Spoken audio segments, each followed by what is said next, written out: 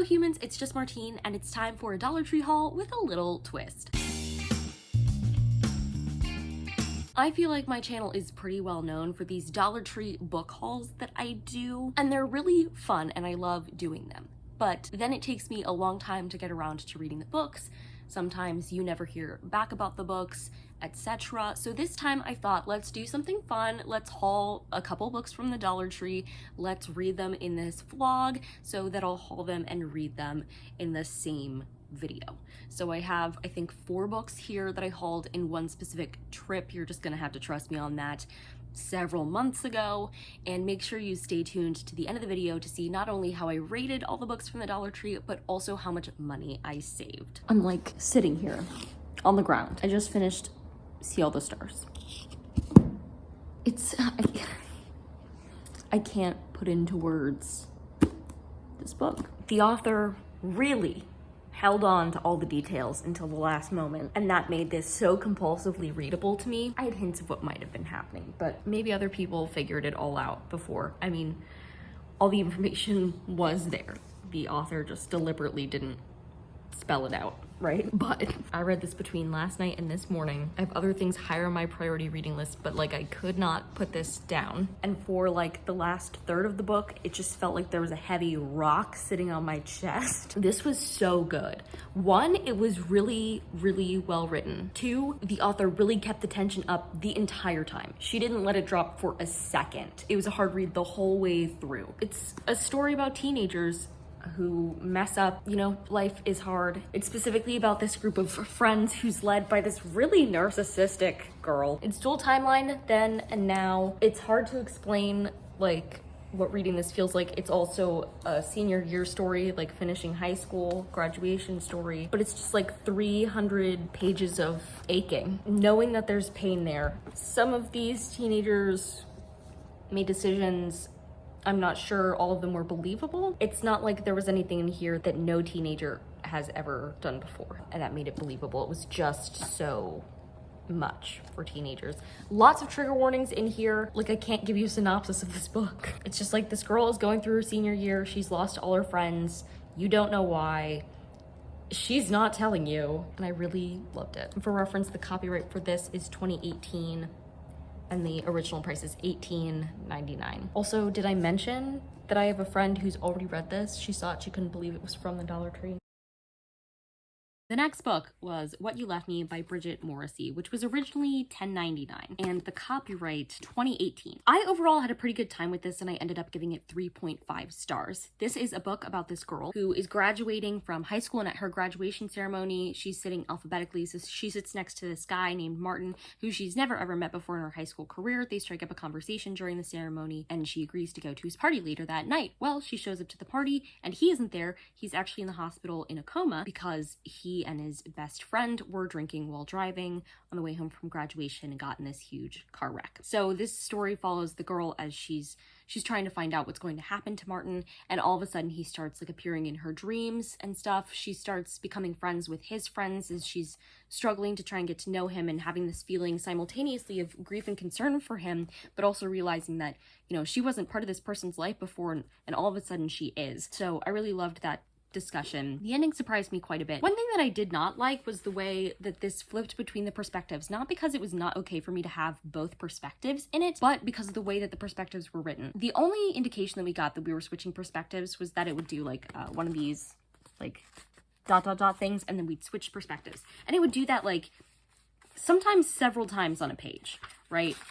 Sometimes you were flipping back and forth, back and forth, back and forth. It didn't say the name on it. You just had to know that you were switching between Martin and Petra over and over again, which was a little confusing and sometimes didn't line up quite right for me. This definitely reminded me of the book If I Stay by Gil Forman, which I have not read, but I've seen the movie of. It just had those types of vibes because he was in a coma like this whole book. Everybody else around him was trying to figure out what to do, so it just reminded me of that. But it definitely had some interesting conversations about the people that pass by us in life that we never get to know, and what they could have meant to us if they had been in our lives before, which is an interesting thing to talk about. But this wasn't anything like life-changing. But another win for the Dollar Tree. The next book I hauled and read for this is Two Summers by Amy Friedman. The original price for this was $9.99, so not that expensive. Also because it is very unfortunately, I don't know if you can hear it, a Scholastic paperback. So it's like, it's very broken in now, but it's got this gross sound and feel to it. Takes away from the reading experience a bit. And the copyright is 2016. I ended up giving this one 4 stars. I thought it was pretty cleverly put together. I did figure out the big twist like pretty early on. I wasn't like positive until it got closer to the twist, but I had an inkling almost the whole time. But I don't think that took away from it at all.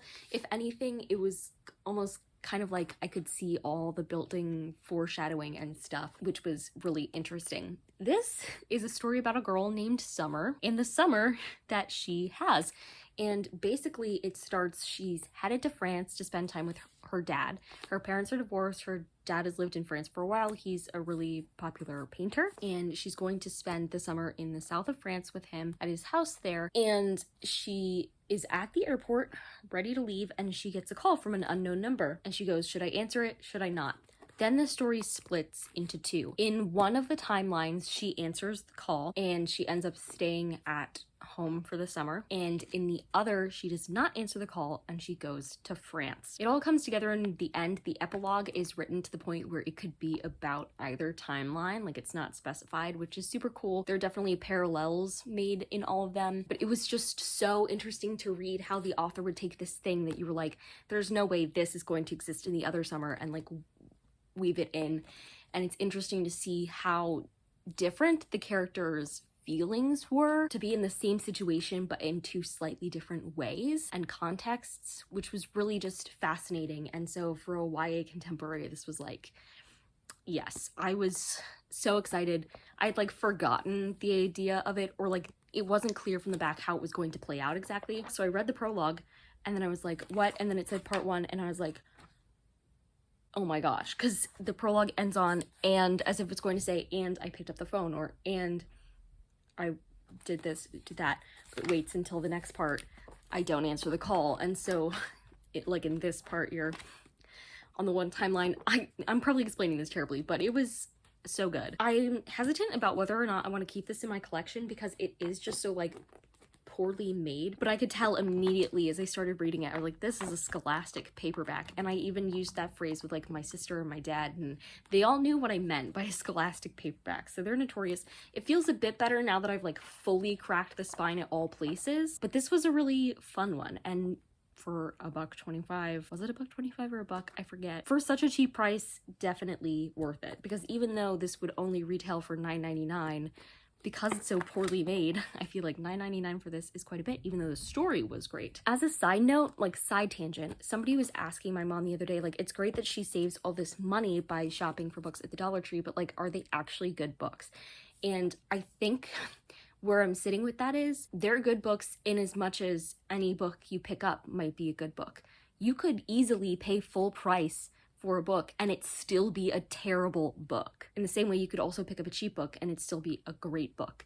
Like, it's often not whether it's good or bad that's determining where it ends up or where you end up seeing it. So this is another winner for the Dollar Tree. My final read for this vlog was Autonomous by Annalee Newitz. The best way that I can describe this is like pirating and artificial intelligence and like manhunt. Those are the things that come to mind.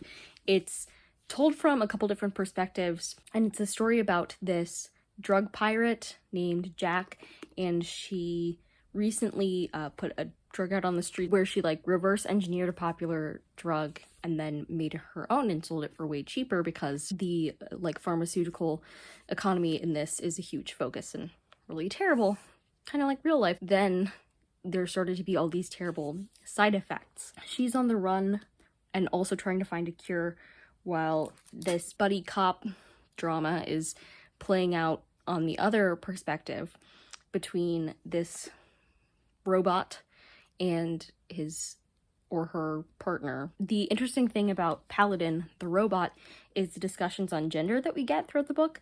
So in the first half, I would say, Paladin is referred to using he/him pronouns, and there's a discussion about how the like military style models usually are assumed to be male, even though robots don't have gender.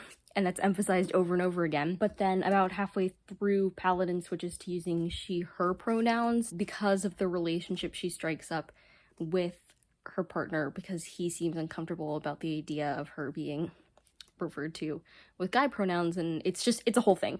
So we've got some really good discussions on artificial intelligence and gender in general, and how it's such like a societal concept that's really silly and makes no sense when viewed from the outside, or even from the inside sometimes. So I really enjoyed those discussions, even though I enjoyed the like cop buddy situation less whenever I was reading it than Jack's perspective. Yeah, there were also great discussions of like indentured servants and modern slavery and all of those things, which was good. What's interesting about this is that it's both blurbed by and compared to William Gibson, who wrote Neuromancer, and I actually am not seeing it now, but I got a copy of Neuromancer from another Dollar Tree haul.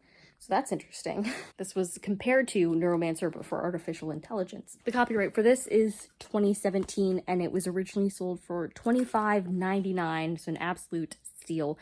I think I will be keeping it in my collection mainly because of the discussions on gender, and also really interesting world building and like a fun idea in general, even though it did like lose my interest at some points, but I'm giving it a solid 3.5. So that's great. And overall, another successful Dollar Tree read. Also a very pretty Dollar Tree read, in my opinion. Like, it's gorgeous. So those were all the books.